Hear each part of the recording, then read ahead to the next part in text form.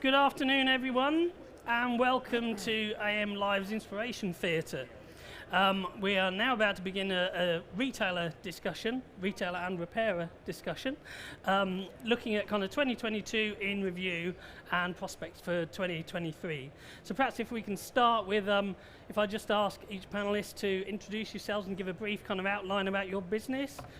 Gavin, shall we start with you? Why not? Gavin Ruddick, Chief Operating Officer for State Automotive Group and NED for Secret Service, powered by BookMyGarage. I've been in the industry for just sub 30 years and in automotive after sales with two of AM's top 5 retail group for nearly 20 years. So a lifer in the sector, like many of my colleagues here today, and ready to get some interesting debate going, Tim. Fantastic. Umesh? Umesh Samani, owner of Specialist Cars in Stoke-on-Trent and Harris Motor Company, which is my after-sales workshop next door. I'm also the chairman of the IMDA, Independent Motor Dealers Association, which celebrates 5 years this month. And also I've celebrated 25 years in business, buying and selling cars and looking after customers. Pretty much, there we go. I'm Nathan Tomlinson. Our business is Devonshire Motors. We're a single site retailer in Barnstaple, North Devon. We have 2 sales brands and 4 after sales brands. Good afternoon, everybody. I'm Peter Toop, Group Sales and Marketing Director for Vindis Group.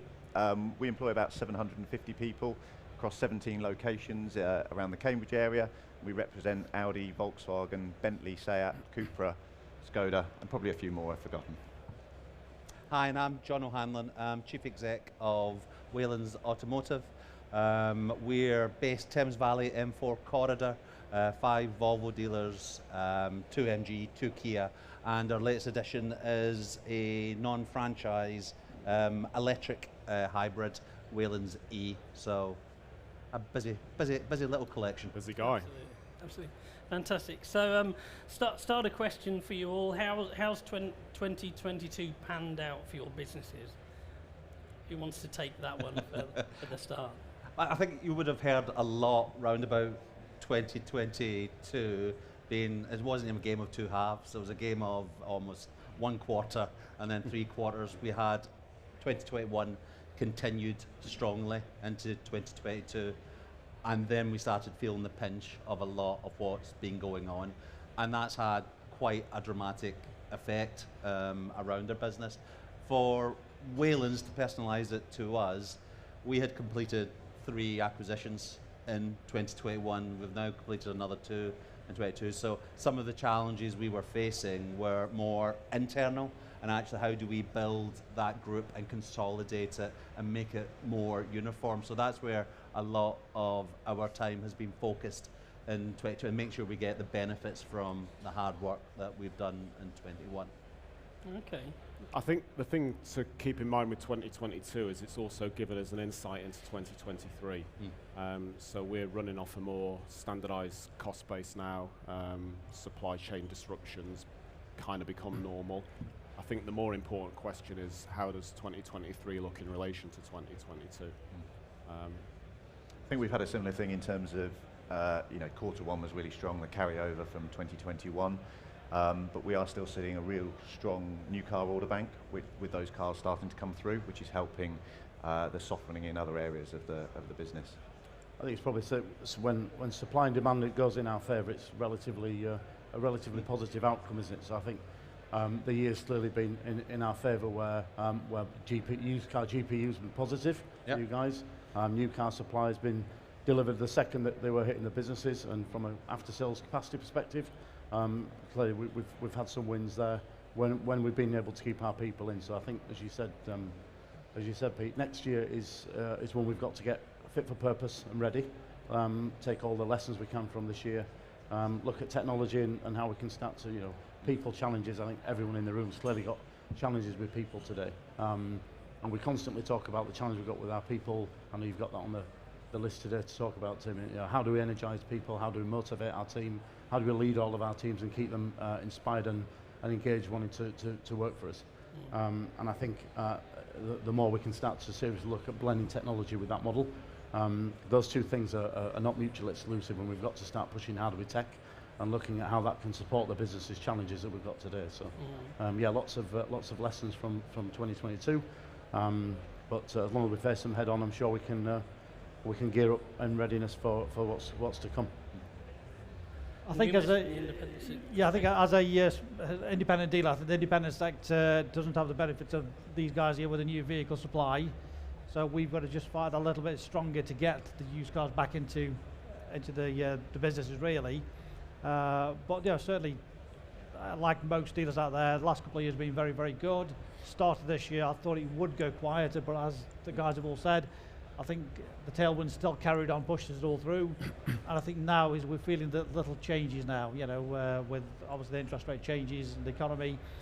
But we're just going to try to be positive with it.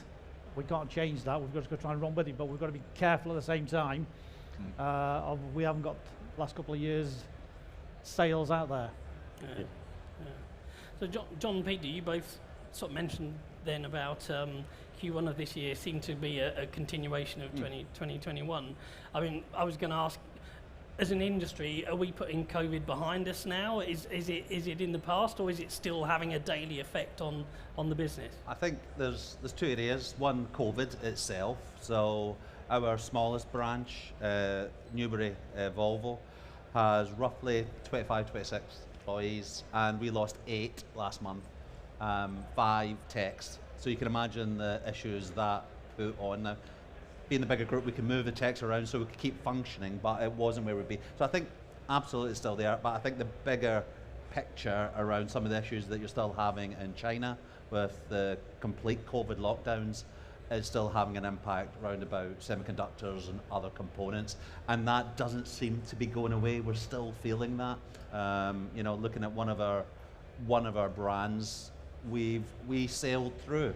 We weren't affected by a lot of the Ukrainian situation, but what we did then have is some of the COVID lockdowns kicking in, and that's led to delay in a lot of the order bank that we referenced, and it's only now that we're beginning to see some volumes arriving just in time for Christmas, when everybody loves to take a car. I think there's 2 really interesting things there that you've mentioned. Number one is that we've always adapted to whatever's happened as a result of COVID. I think it's a legacy that probably won't change, but it has taught us to adapt the business model and to change when we've needed to. We've proved we can do that every time. I think that's interesting.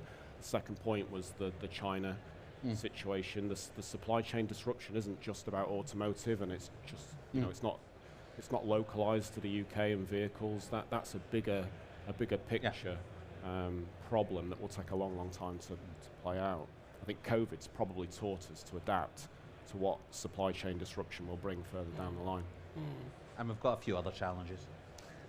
but I think the supply situation also goes with after sales as well. You're more after sales, but in the workshop we've got cars where some of the parts you could literally pick the phone up and 10 minutes you've got them there. They're taking longer, and some of them there's almost no delivery date on.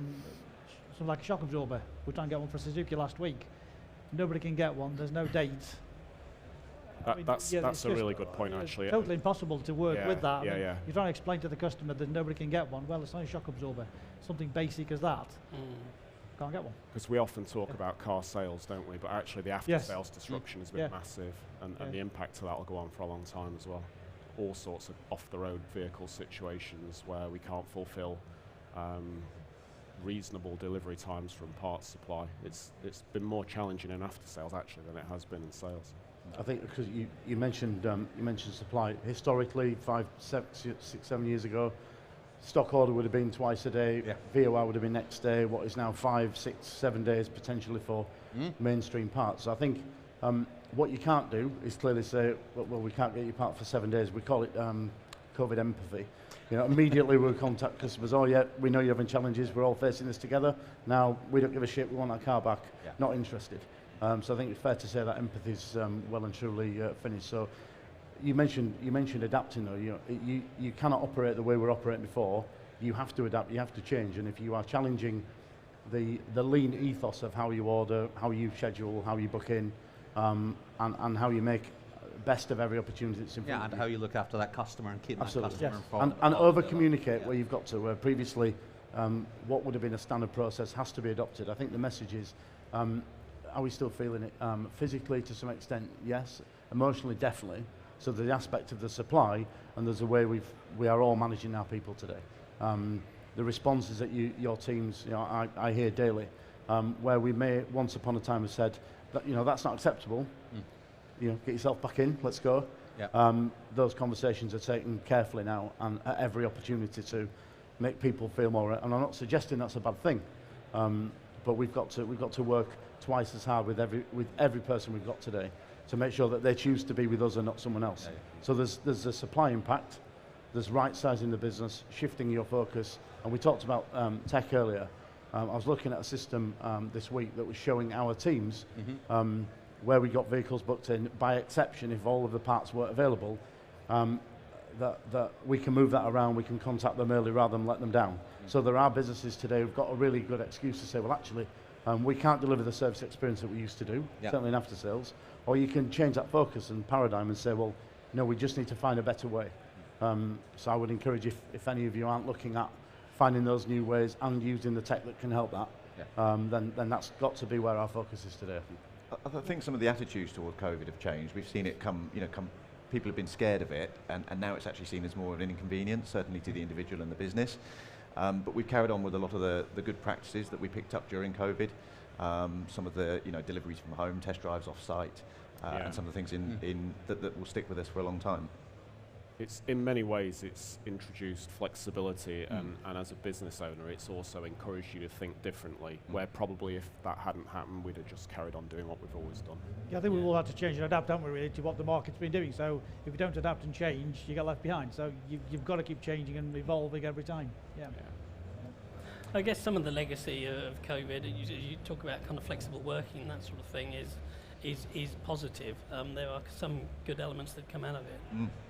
There's a lot of good elements that have come out of it, absolutely. As I say, every time we've had a challenge as a business, we've managed to weather it and ultimately thrive. And I think that's a lesson in itself. No matter what the world throws at you, those external influences that you can't necessarily control, you can still adapt to them. That's an important business lesson. Yeah, and I don't think we have that level of fear, because what we've taken on, and what we've taken on as a sector over the last 18, 24 months has been phenomenal. You used the term unprecedented last night. It is absolutely true, but we've coped and we've continued to cope on the way through it, and I think that's a measure of our success, as a measure of our resilience, as a measure of why we can take on what we want to take on as we go into 23. And Gavin, you mentioned the COVID empathy. I mean, our consumers, because disruption is still kind of fairly widespread across all kind of retail sectors, and that are consumers fairly understanding when you tell them that you can't get a part, that they may have to wait, or I guess the pressure then is on your businesses to provide them with mobility loan cards or whatever, so there's a cost element to you as well. Yeah, I think in reality customers don't particularly care, do they? All they want is they want the wheels back on the road, and you've just got to try and help as much as you can. But sometimes it's very difficult because you've only got limited resources to say, look, there's another loan car going out without a delivery date. So it could be a week, could be a month, it could be 6 months. Nobody knows really. So I think it is just trying to manage the customer expectations and the reality of the situation. It has become more normalised though, hasn't it? People experience those same disruptions everywhere in their life. And I think, initially it did cause problems, but I think it's certainly seems to me more normalised now. People are more accepting of disruption and delays and problems, and a little bit more tolerant of it. Yeah, I would agree with you. Yes, I think they are more tolerant, because I think that they are starting to understand. I think the media's there. The media feeds all the world situation, don't they? So they do understand, but even then, they still want transport. I think, without being controversial, I would say no. They're not. We've now got partnerships with our OEM partners where, historically it'd be up to us, retailers, repairers, to go back to customer and keep them informed. Our OEM partners are working with us now to communicate directly, which is unprecedented and unheard of, in order to share the burden of, look, it's not your retailer saying that they haven't done a good job and they can't get the parts. We genuinely, through supply issues, cannot get parts. So I think it's all about what's the solution and what's the problem, what can we provide as a solution that we maybe haven't done in the past but haven't looked at. So I think, certainly from a repair perspective, we still get a lot of noise, and I would say there is a profound lack of empathy where we've got a problem. zero tolerance to anything but yes. But I think we're certainly learning that evolving partnerships, looking at different communication, and just being honest with people and saying, look, we cannot get the parts for your vehicle, and therefore there's absolutely no point you bring your car in its current mobile state until we can rectify it permanently. And just being upfront as soon as you possibly can, I think, is key. I think with new vehicle suppliers, well, we've got into the habit of contacting customers much earlier, making them aware of the situation so that it's not a surprise when they come in to buy a new car and can't get one off, within 3 months. And then, like Gavin said, just being really honest with customers about where their vehicle is and some of the challenges, and 90% of people are okay with that. And it's also about introducing different communication loops to constantly engage customers through a protracted period of time, giving them the opportunity to come to you, to talk to you about a problem that they might have got in that time frame, so that if things are changing, you're picking up on the detail and you're doing something about it.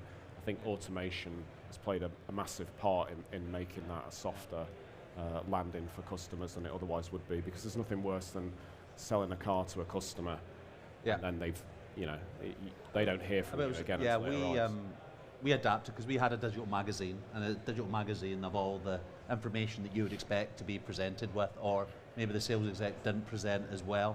But as our lead times have got longer, and it can be 6 months, 9 months, what we've done is almost break it down into bite-sized chunks.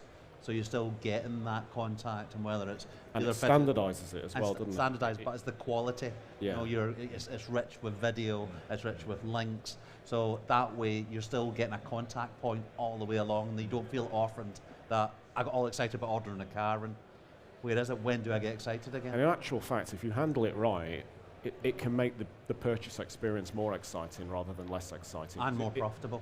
Yeah, well, certainly that. Well, I mean, like all of us, we all want to be informed that whatever we're buying, we want to know what stage it's at. So as you say, if there's a delay with it, as long as you get an update to say, look, this is 2 months on, it's still on track, but here's something, just keep informed. We all want to be informed. Nothing worse than placing an order, then 10 months later we ring about, oh, your car's here today. But if everyone can have one tomorrow, it's not that special, is it? Exactly, yes. We've also been supported by our brands with products such as refinancing, being able to extend customers' current cars. So we're always looking for a way to help the customer and really working collaboratively with them to get the right solution. Yeah, I think that's an important point, isn't it? It is a collaborative approach. You've got to work with a brand that supports and understands. There's only so much you can do as a retailer. I guess when the car does arrive, from the handover perspective, the customer is even more welcoming of a big kind of song and dance because they've finally got their new set of wheels. Yeah, absolutely. Yeah. Let's make sure that you do actually make an event. Yeah. It's the moment of truth. It's absolutely, whether it's the full unveiling and a showroom, make it special. It is the lasting memory, isn't it? After that, especially 12, 18 months wait. Yeah.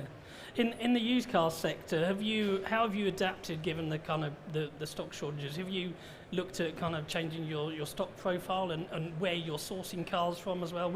We've seen various kind of dealer groups marketing actively to motorists that you will buy their car. Is that something you've considered in your businesses? I think Umesh will tell you that's always been the best way to buy a car. Well, yeah. To be honest with you, I mean, like many people know, I've always bought my cars privately, direct from the last owners. For 25 years, I've been shouting, we buy nicecars.co.uk. I've just got to plug in for my own domain there. You have to. There are other services. Say that a bit louder. Again, we buy and nice don't forget cars. I played you in there either. So I've always been actively saying to customers, look, come and sell me your car. Go and buy a new car, get the discount off the new car dealers. Sorry guys, but I tell you, screw you down. Sell me your car. That chair looks fragile. Yeah, I'll make it easy. I'll make it quick. I'll pay the top price if it's the car that fits my stock profile. And that's what I've been doing for 25 years, cultivating those seeds, and it's been successful for me. So it's not something new that I've been doing the last couple of years because stock has been short. And I've got customers literally coming back, 2 years, 3 year cycle. They go and buy a new one, or I might even supply the new car to them and then buy the new one, the old one back again. And so I've had reasonable stock, but the highest quality stock back to me. But I think stock is always challenging anyway. Decent stock is always challenging.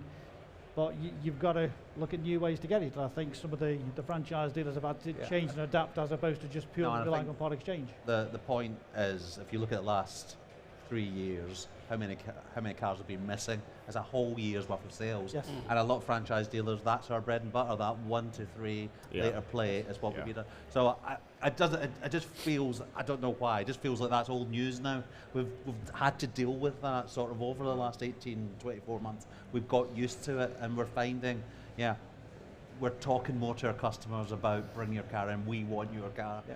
We're out into the auctions, we're looking at older ages of cars, maybe that weren't quite as prepped as the A1 cars that we'd only have taken before.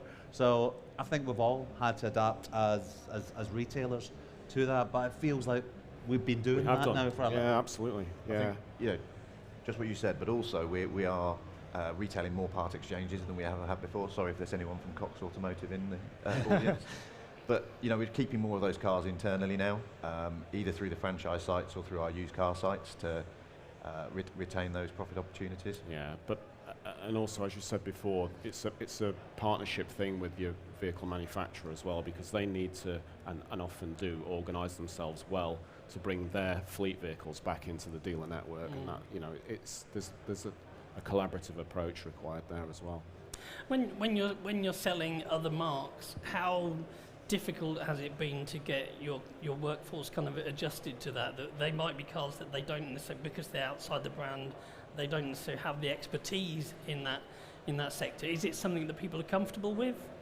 There are pitfalls. Yeah, certainly. I mean, the thing you've got to be careful of is that you've got some way to measure what you're doing, because it's all very well selling a vehicle for a margin up front, but if it comes back 3 or 4 times and costs the business money and it creates a bad feeling with the customer, it can have a very negative effect. So it's something you have to get into with your eyes open and have some data to back up what you're doing as well. How do you find that, Umesh? I mean, everything's non-franchise too. Yeah, I mean, used cars are used cars. I mean, when they go wrong, sometimes, yes, you can fix most cars, but even sometimes you take it back to the franchise dealers, and even they struggle. So I think it's just one of those things, luckily, most of the cars I do buy tend to be from the last owner, so I'm quite lucky there for what I get. But nice cars. Always nice cars. Always a nice car. Yeah, remember the nice www. That's it. Yeah. They're always nice cars. So luckily, but even after saying that, things can go wrong. You just have to bite the bullet, look after the customer, sort it, move on. It's life. But yeah, it is. Sometimes I will avoid cars which I know has got known faults. Although it might be the best looking car and I really want it, was like, do you know what? You know that. There's historic issues with this car, and you forget about the profit opportunity. You just think, I don't want the headaches just in case. Yeah.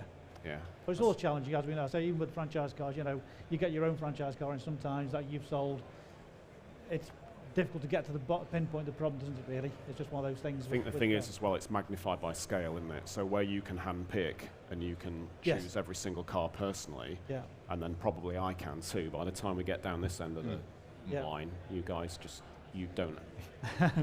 No, I mean we use that scale works quite a lot of against data in terms of trying to understand, the cars that we don't know that well, how what the demand and supply is in the market. So.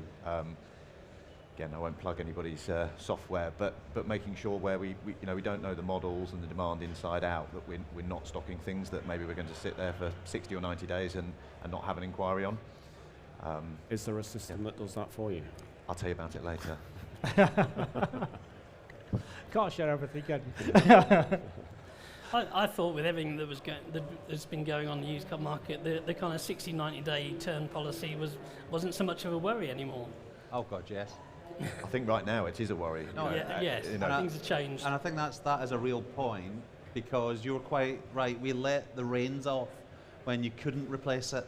But I think, and despite what everyone I talk to tells me, there's not going to be a large movement on used car prices. There doesn't seem, because we don't have lots of new cars, used cars is still short. There doesn't seem to be anyone saying there's going to be a shock. I still worry about it. There's lots of market factors that said there could be. And I still worry about it. And that's the part. So we're back to where we were pre-COVID in terms of our stock provisions.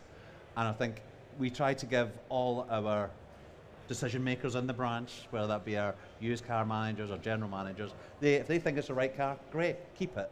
but I want to make sure I'm protected.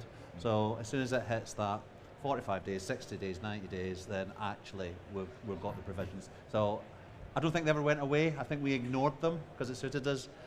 And I think we should have that back. A great business will have that in place. But I think going back to that, John, if, you know, a couple of years ago, 18 months ago, it didn't matter if it was 90 days because the values were going up anyway. So we think it doesn't matter. 120 days. Better not to price. Exactly. You know, so price it is controlling and managing the situation again. Isn't it? I'm going to disagree slightly with that because I think if you think of a scenario where you've only got one used car slot or pitch and you hang on to a vehicle with $5,000 in it for 365 days, you've made $5,000.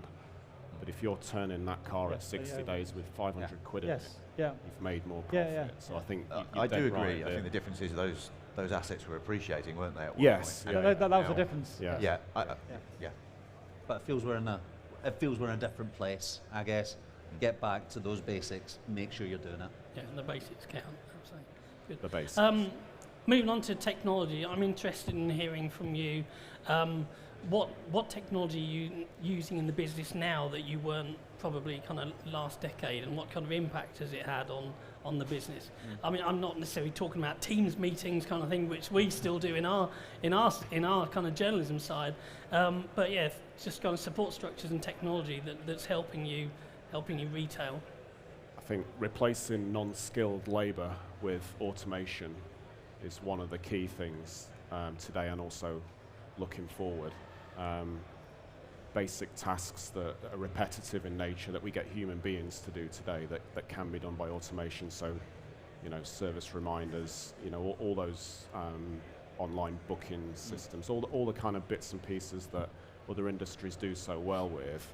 Airlines being a classic example that we're a little bit behind. So for me, bringing that automation into the business subtly, carefully and tactically is the most important thing to keep in mind. Yeah, I think there's lots of things we're working on across the business, both after sales and sales, with a vision that ultimately we're able to provide a true omni-channel experience to all customers. You know, whether that's buying a car online, delivered to home, whether that's spending time in the showroom, test driving multiple cars. But not forcing them down your route. Absolutely. But you know, putting customer in control of how they do business with us, whether that's booking a service online and you know, picking the car up remotely from one of our digital lockers where the customer can pay, or whether that's, you know, spending time in a vehicle with a technician. It's about looking at all those touch points and providing the customer with choice. And yeah, there's lots of technology that's involved in that, of which some of the guys are out in the audience today. So.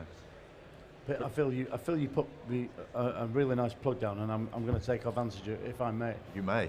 So, looking at any of our retailer businesses, Tim, the biggest cost of any business's overhead today is people. You look down every single dealership, irrespective of brand, our biggest single cost is people.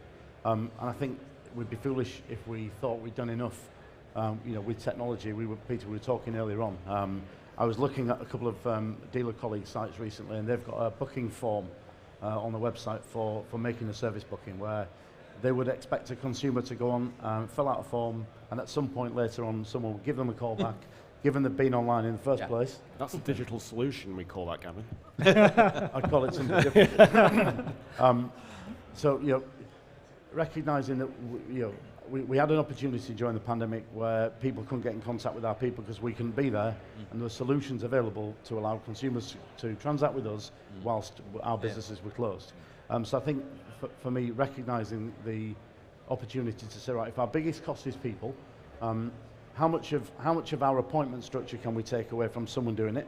And then when they arrive on site, there are tools available. People in the audience today are looking around some of the tools that will allow consumers to arrive, check the vehicle in, receive a VHC video, authorise work online, and then collect through a scan and an app, removing people. So we've really got to challenge. I know you're going to come on to next year and the challenges ahead, but I'm going to jump on if I may.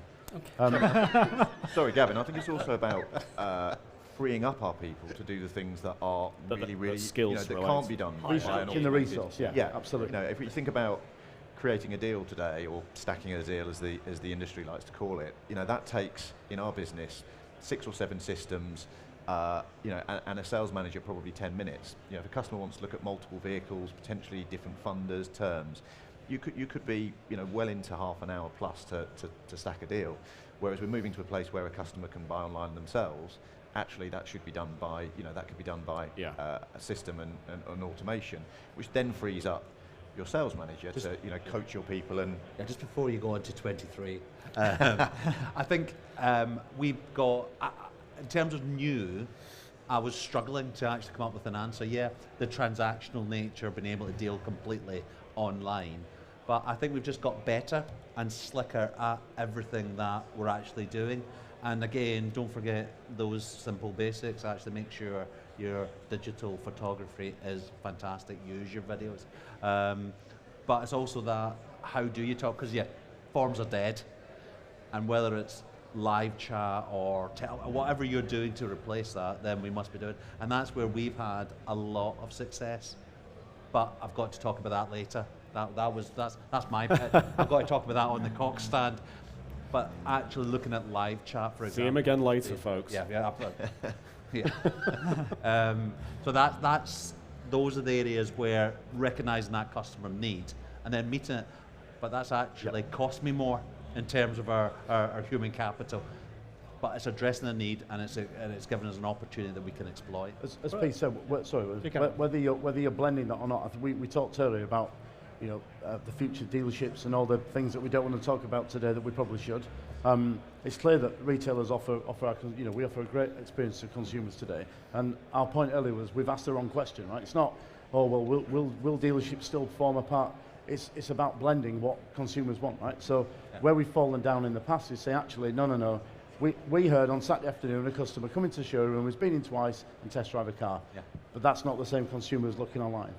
And it's about, we recognised earlier, it's about meeting the needs of everyone who's trying to shop with you, irrespective of what channel they're trying to shop on. So I think your point is whether you're reusing the resource or whether you're just reinvesting that in technology is a cost, right?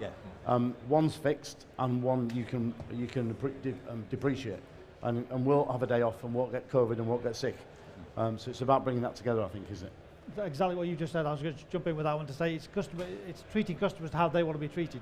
So, you know, I've got online reservation. I've done for about 4 or 5 years on the website. So I was selling cars when we went into lockdown, luckily, and it's working for me. So I think it's a matter of whatever the customer wants to interact. So, you know, I've had a few customers literally hit the button on my website, reserve, can you please call me back? And they don't want to get into any long conversation. Literally, they want to buy how much is delivery to my house, or when can you deliver it? The job's been done. Or not fully automated, but almost. The fact that they've decided, they've seen the videos, they've seen the pictures, they've read the reviews, happy to go ahead, had the car delivered. Happy days. But then the others want to come in, have a test drive, have a coffee, great. So I think it's a matter of not pushing them down one avenue. The consumer decides. That's right. Yeah, they decide how they want to interact with us. You know, even if they want to talk to us, is it phone, is it live chat, is it WhatsApp, emails, whatever. If we're trying to force them down different avenues, whatever systems we've got in our business these, it's not going to work. No. We've just got to adapt and deal with each one individually. Yeah. Okay. And then moving on to next year, the crystal ball question, what are your expectations of 2023 and how are you going to manage your business to the best effect that you can? I think it's a lot of the same. I think we know where the challenges lie and we should be more than aware of those round about our business. New cars, we've got big order banks that will see us through a lot of the year, and there's still, you know, a shortage of new cars versus the level of demand. So I think, you know, we can still be secure enough round about that. Used cars, again, we know where we are. We've just got to keep doing what we're doing. Is it a necessity purchase versus a new car? Will more people be looking at that? Right. So again, I'm confident round about where we are. Keep our eye on stock turn, make sure.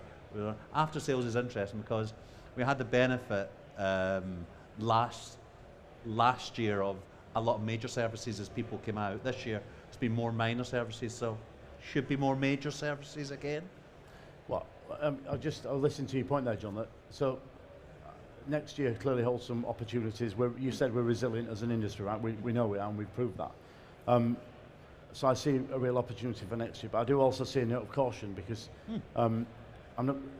there's more experienced people going to talk about an agency kind of discussion a bit later on, not for me to bring up, but I think ultimately that means a governing of new car margin to some level at some point between OEMs and partners.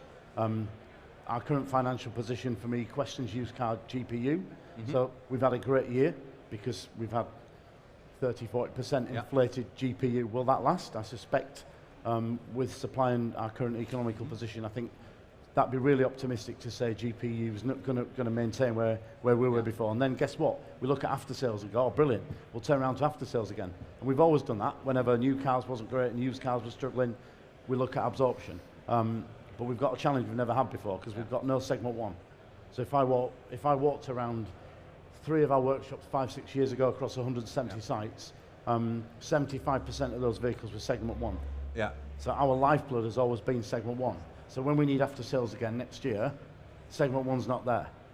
We forecast that about a £600 million revenue loss, including all the warranty jobs that come with it, engines out of vehicles that are no longer in vehicles. So real optimism, but the note of caution for me is there's no segment 1.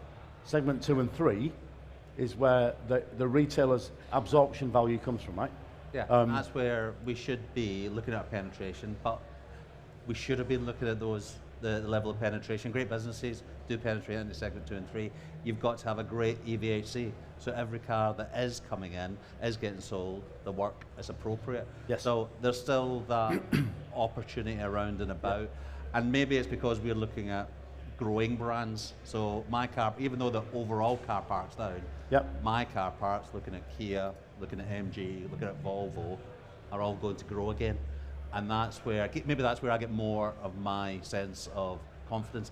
Yes. An agency, if and when they do arrive, we've got all this order bank that generally we've still got to deliver. So those are, for 23, I think I can be more confident around about most of the big levers I can pull.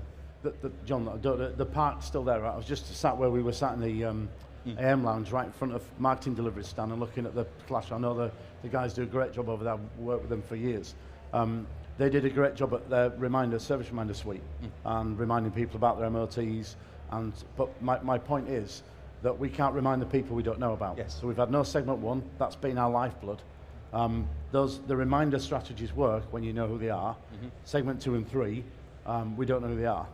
So in order for us to have a great year and look back at after sales and deliver that level of absorption, we need to find a way to conquest customers that we don't know. So I work with the team at Secret Service. I was looking at their data for 2 of their largest dealer groups. I know you're smiling, but it's important. 75% of the thousands of bookings that come in a month are customers that they don't know on their database. So unless we look at new emerging ways of bringing those people in, when GPU goes flat, an agency dictates new car margin, this is the only place we're going to be able to go, and it's changing rapidly. Do you also think, as franchise dealers, that you would lose more business to independents because people will be looking at cost and risk, of trying to save money? That's never been my fear. No.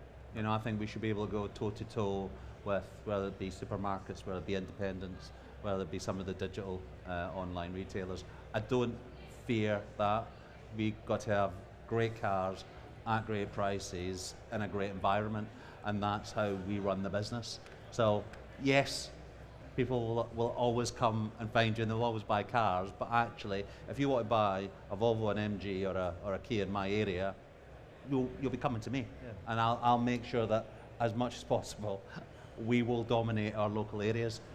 But that's about service, that's about brand, that's about absolute consistency. Slightly off topic, but just flipping that back to you, and not to look too far ahead, but how do you feel about retaining EV work versus your traditional? I think for independents that's a massive, massive challenge. I honestly believe with my workshop, I don't think we'll get much EV work, and I don't. I don't think I don't really want it. I think that's the truthful answer because there's too many complexity with it, too many brands. I can't get my techs to be specialised in everything and get the equipment and all the training to get small rewards as far as I'm concerned. So I think it is a case of EVs, I've got to just... And there's still going to be plenty of ICE cars. For a while. Thank God for that. I'll stay in absolutely. business. And my workshop will as well. Thank you, John. Yeah.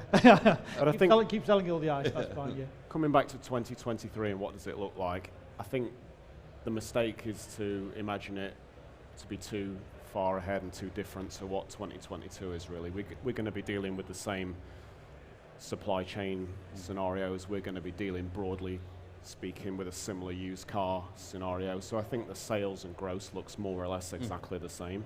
I think you've got to have a keen eye on operating expenses though, because cost of labour is drifting up all the time. That's great.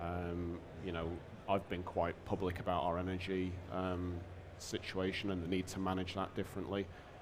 From what I understand, you know, energy costs aren't going down.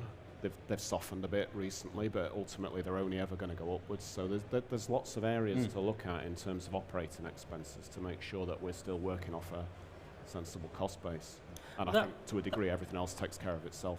That was going to be my next question, really, Nathan, that obviously as businesses, some of your overheads, the energy costs, etc., are rising, but also as your workforce, their own home costs are rising. How do you cope with it as a business, and also how do you keep your teams motivated and engaged when they're seeing mortgages go up, they're seeing energy costs go up?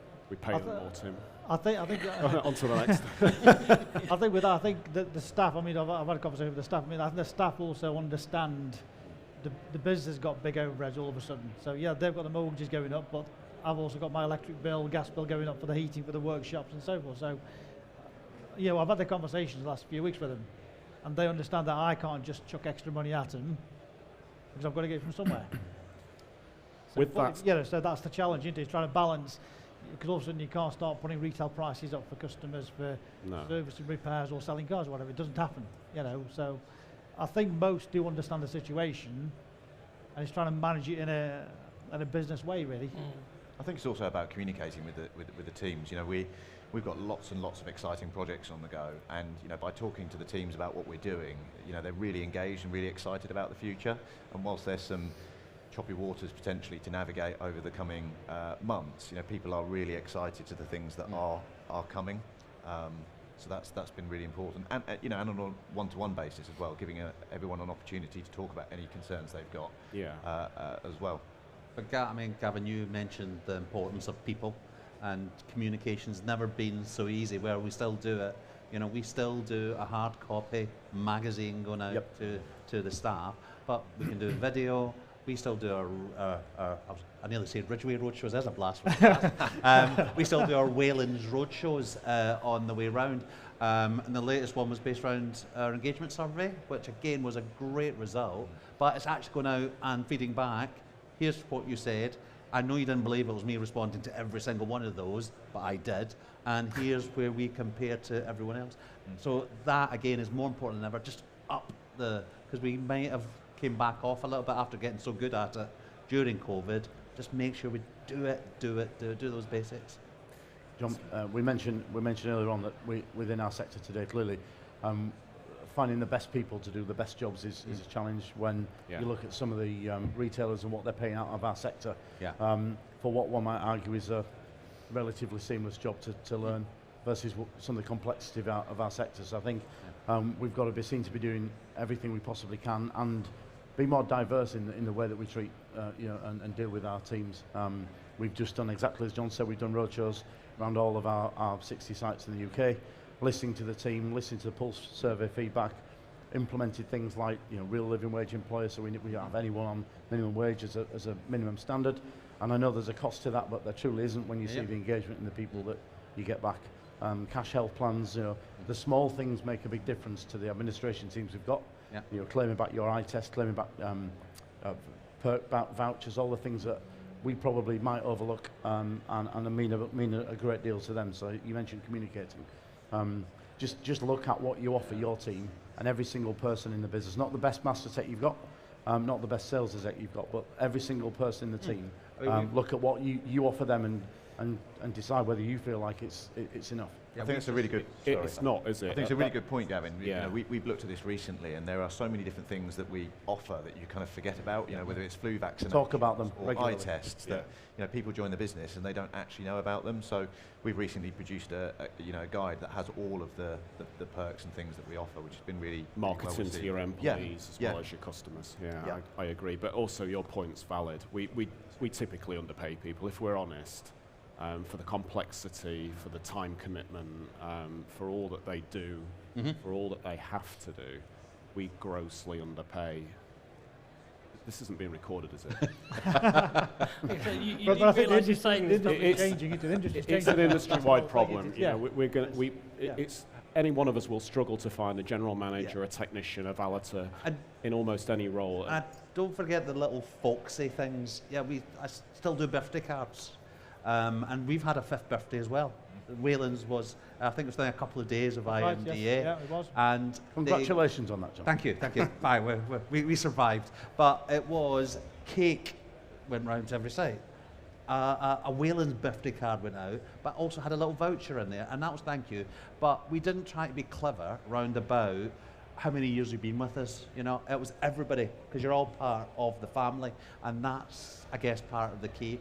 And that's your culture, and we, us define every culture within the business. So make sure you think about how those little actions are. And I think that was it you had said about only giving it to your best people. Yeah. Make sure you give it and keep everyone It's the motivated. team, it's the whole team at the end of the day, absolutely.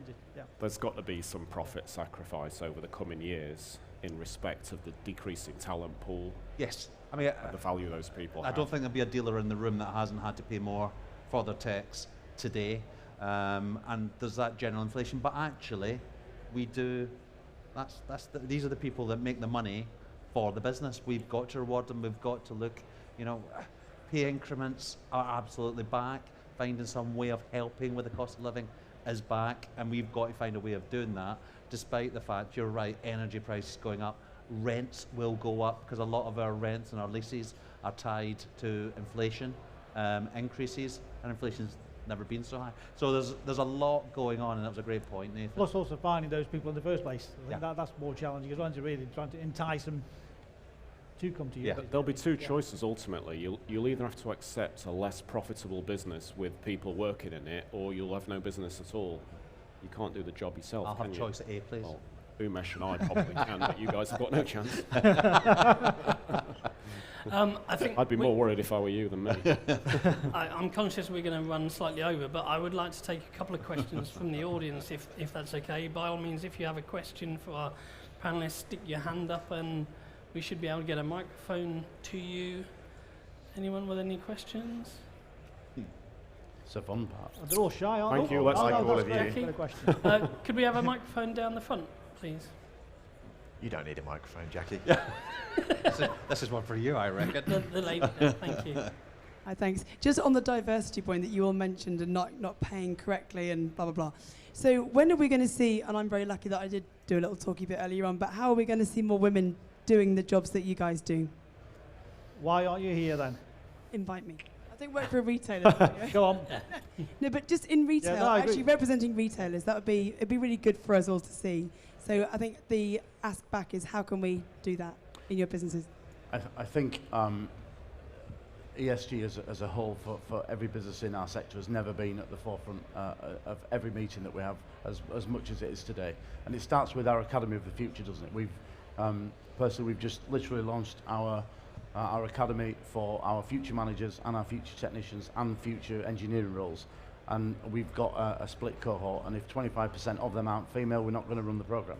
So we've had to start with the incoming future build and try and see how we can backfill that as we progress. So I think it starts with the academy, but we talked about technology as well today. We have to change the way that we've historically run our businesses, and we've had a couple of opportunities, pandemic being one, to start to really look at that. And we've maybe dipped our toe in, but there's an awful lot more we can do. So I think it starts with bringing our future talent in, but it also starts with diversifying the roles and changing the skill function that we require on every role we've got in the business. And I think that would be a place to start. Can I just have just for a second? So I was on another session a few minutes ago over there, the IMDA session, Independent Motor Association. So Tim did ask, can we get a lady from the association, one of the dealers, to come on the stage? I asked, and I said, we've got quite a few lady business owners or partners, whatever. We'd love to get a lady on the stage with us. Please shout. Nobody put their hands up. I was gutted to realise because we wanted somebody to come on board with us, for that stage, really. But so we're certainly trying for the association. But how do we change it? We changed it earlier than I think even the point you made, Gavin. We sat in a meeting on Monday night, didn't we? And it was very topical around that exact scenario. It's about schools and sports, and it's about the acceptance of equality at a much earlier stage than somebody in, for argument's sake, the mid-30s looking for a job change. It starts much sooner.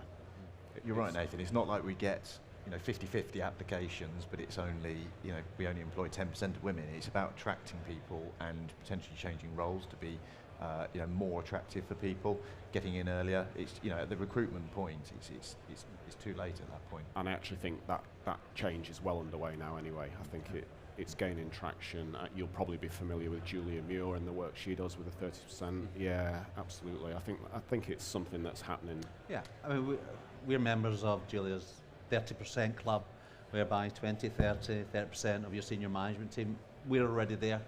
Not by much, but we're already there. And the senior management team then go into the rest of the management team, we're significantly there. So I sometimes don't recognize, I can see absolutely the problem, but then I bring it back to my business, and then it's around about your culture again, and actually, are you willing to recognize females and actually reward them with the position they deserve, or are you just going to keep recruiting on your own? And actually, I would hope that my business doesn't carry the baggage that a lot of other businesses do. Fantastic, thank you. Good question. I'm afraid we're out of time, so we're going to have to wrap up there. Please do show your appreciation for our panellists. Thank you.